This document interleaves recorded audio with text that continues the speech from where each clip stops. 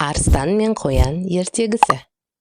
Қалың тоғайдың шетіндегі бозарқаның арасында бір қоян өмір сүріп жатқан. Өзі аса қорқақ еді. Қазып алған інінен ешқайда шыққан емес. Бір күні інінде жатып ол: "Мен бүйтіп қорыққанымнан інімнен шықпай жатып, қайтып күн көремін. Бүйтпеймін, батыр болайын", деп ойлайды да, сол замат інінен шығып, жан-жағына қарап, тістерін ақситып, жалын күжірейтіп, қарсы алдында тұрған арыстанды көріп, қаққан қазықтай қатып қалады. Арыстан қоянның жанына келіп: "Бадыраң көзім, қолға түстің бе?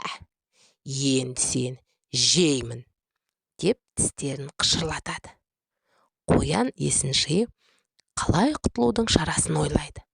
Ақыры арыстанға: "Жесең мейлі, бірақ айтайын, сырым бар", дейді. "Тезірек айт", дейді арыстан. "Сен өте күштісің, мұныңа мен толық сенемін, бірақ мынау құдықта сенен де үлкен арыстан бар. Ол әнеукүні сені жеймін деп ашуланып жатқан. Әуелі сонымен бір беттесіп көріп, мені содан кейін жемейсің бе? Мен ешқайда қашпаймын". Арыстан шындап ашуланып: "Қане, қай жерде? Мені ертіп барғын", деп бұйырады.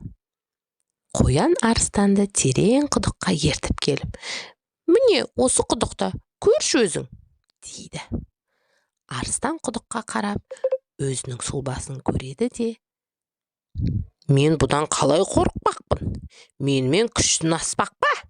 Қане, көрейік онда", деп құдыққа секіріп түседі. Арыстанды қоян өстіп өлтіріп, анық ақымақ екен деп мазақтап, секірген бойда кете береді.